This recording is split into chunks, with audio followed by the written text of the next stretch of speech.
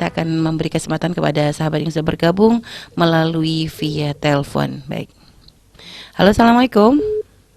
Waalaikumsalam warahmatullahi wabarakatuh. Baik, dengan siapa di mana? Dengan hamba Allah di Jambi. Dengan hamba Allah di Jambi. Kita bersolat terlebih dahulu. Allahumma sholli ala sayyidina Muhammad wa ala ali sayyidina Muhammad. Allahumma sholli wa sallim barik alaihi wa ala alihi washabihi. Baik, silakan langsung kepada Buya. Assalamualaikum Buya. Waalaikumsalam warahmatullahi wabarakatuh. Semoga sehat walafiat. Alhamdulillah. Amin. Amin. Silakan. Saya mau bertanya tentang masalah gonogini. Gonogini. Saya pernah dengar masalah gonogini. Saya tinggal bareng bisa sama istri. Dulu permasalahannya istri meninggalkan rumah karena ada hutang. Setelah 3 bulan mau saya jemput istri, tapi dia nggak mau pulang. Alasannya sudah jatuh talak.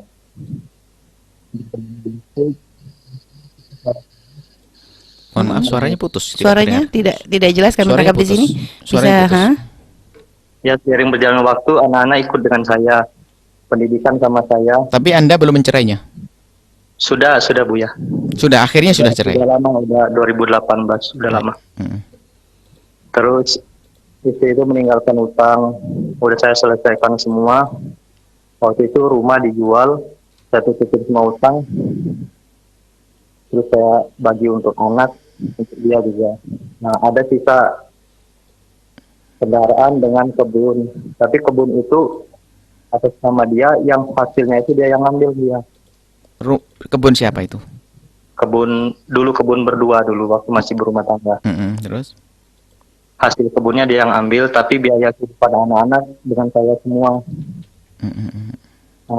Sering berjalan waktu, dia mau minta kebun itu untuk dia, kan dulu dibeli itu untuk anak Bu ya. Gimana solusinya Bu ya? Apakah saya serahkan ke dia atau saya pertahankan karena untuk pendidikan anak-anak saya 2 orang yang di pondok semua Bu ya. Syukron Bu ya. Baik, subhanallah. Baik Bu ya, langsung dijawab ya. Boleh tambah satu lagi Bu ya? Boleh, silakan, sudah sambung. Baik, silakan. Saya pernah punya janji dengan anak saya Bu ya.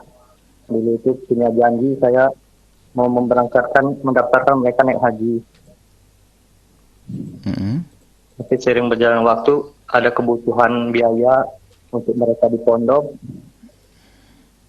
Uangnya terpakai untuk mereka masuk ke pondok Bu ya. Gimana Bu ya? Apakah janji itu harus saya tunaikan dengan saya mencari uang lagi atau gimana Bu? Baik, Masya Allah. Saya titip anak-anak saya Bu ya. Insya Allah sehat. Anak saya di pondok sama Bu ya. Insya Allah. Baik, baik. Amin. Assalamualaikum warahmatullahi wabarakatuh.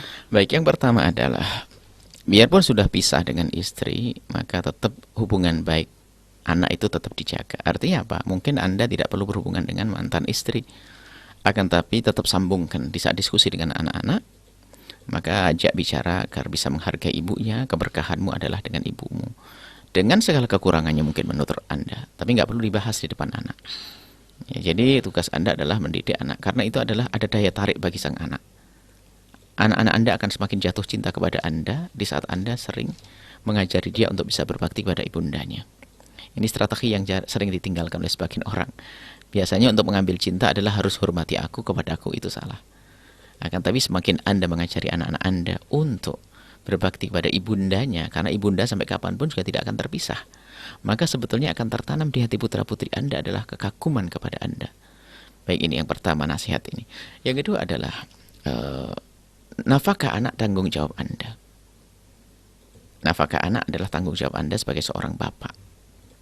Baik, kemudian jika Anda punya, jadi gonogini itu di dalam Islam itu tidak ada. Yang ada adalah haknya siapa-siapa. Kalau milik istri nggak boleh dimiliki, dikuasai oleh suami.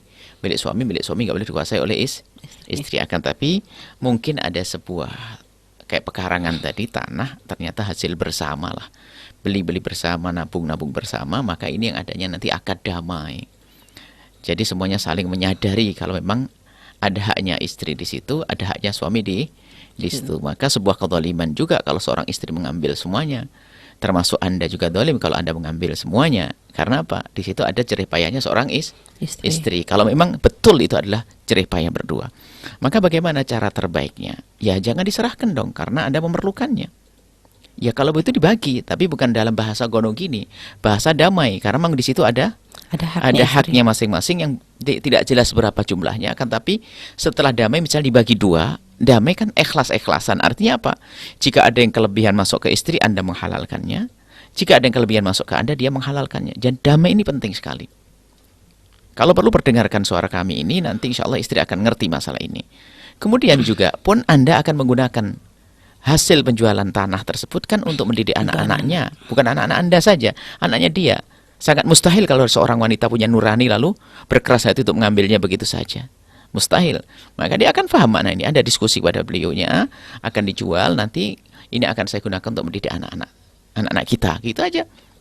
Sampaikan seperti itu. Kemudian masalah Anda menjanji seperti itu. Jadi apapun bentuknya, kalau seandainya Anda berikan kepada beliau, ya boleh-boleh saja, sah-sah saja. Itu kan kebaikan Anda. Memberi hadiah kepada dia, boleh-boleh saja. Tanah Anda serahkan ke dia juga boleh. Cuman apapun bentuknya, tanggung jawabnya adalah di pundak Anda. Bukan merengek Anda kepada dia. Karena nafkah adalah kepada suami. Anda yang mendidik, Anda biayai. Nah, baik. Kemudian masalah menjanjikan haji tentunya adalah di saat Anda punya kemampuan nanti dong pada waktunya. Artinya Anda perlu menabung, tapi selagi dia mau belajar dan dia belum mendesak untuk. Bahkan kalau bisa Anda ingin menghajikan, bisa Anda hajikan sekarang, boleh Anda hajikan nanti menunggu baliknya sekaligus biar dia gugur kewajibannya. Jadi sifatnya tidak harus Anda selesaikan saat ini. Apalagi Anda punya uang lalu Anda perlukan untuk membiayai anak-anak, biarkan dulu. Nanti sambil Anda menabung, jika ada lagi cukup, maka Anda hajikan anak. Kalau Anda tabungkan mulai hari ini. Nah ini. Jadi Anda mencari, dan Anda tidak melakukan sebuah kesalahan di saat uang sudah terkumpul, akan tapi ternyata Anda gunakan untuk menyekolahkan anak. Karena apa? Ini hal yang lebih penting dulu untuk sang anak, agar belajar ngerti ilmu agama, ngerti halal haram. Baru setelah itu Anda bisa hajikan kapan Anda ada kelonggaran. Itu saja. Baik Bu ya.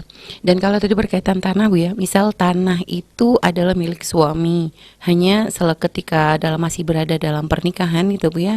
Ya ibaratnya suami itu ingin berbagi sehingga hasil dari kebun tadi misalnya dibagi antara dia dengan istri gitu Bu ya, supaya istri juga dapat kayak uang tak jajan lah ibarat dari suami gitu Bu ya. Nah, ini berlaku. Nah, ketika tapi memang aslinya tanah milik suami. Nah, ketika setelah terjadi perceraian, boleh nggak untuk ditarik gitu Bu ya? Maksud jatah yang biasa diberikan kepada istri, biasanya sudah kesepakatan, sudah pokoknya separuh dari hasil kebun ini, separuh aku berikan kepadamu, separuh untukku, misalnya begitu Bu ya. Tapi tanah milik suami, kebun milik suami. Begitu terjadi perceraian, apakah istri masih punya hak atau sudah nggak Bu ya? Iya, tergantung waktu suaminya memberikan itu adalah dalam rangka memberikan manfaat selamanya. Namanya hibah atau wakaf kepada orang yang tertentu, diwakaf pada istri separuh penghasilannya, atau memang hanya sifatnya hadiah per bulan. Itu. Cuman umumnya yang semacam itu adalah hadiah per bulan. Per bulan, nampaknya adalah tambahan, maksudnya diambilkan dari sini karena biar tidak mengganggu ekonomi suami yang lainnya. Bisa jadi semacam itu. Jadi kita perlu dikembalikan kepada sang suami. Tapi kalau sudah bercerai, dan bisa jadi pemberian itu akan berlaku sebagai nafkah sebagai seorang istri. Kalau sudah nggak ada lagi, itu tidak ada urusannya dong. Sudah nggak jadi istri. Kalau itu dianggap sebagai seorang istri, kalau itu adalah dianggap sebagai nafkah yang diberikan oleh sang suami, apalagi setelah cerai, ya sudah nggak ada urusan. Yang balik lagi pada milik suami. Baik, subhanallah. Karena memang nggak ada kewajiban mantan suami memberikan bantuan kepada nggak ada. Istri sebagai istri nggak ada. Sebagai seorang muslim mukmin boleh. Maka sebagai istri nggak ada lagi sudah. Karena nggak ada istri, bukan istri. Bukan istri Bu ya. Baik, subhanallah. Terima kasih Bu ya.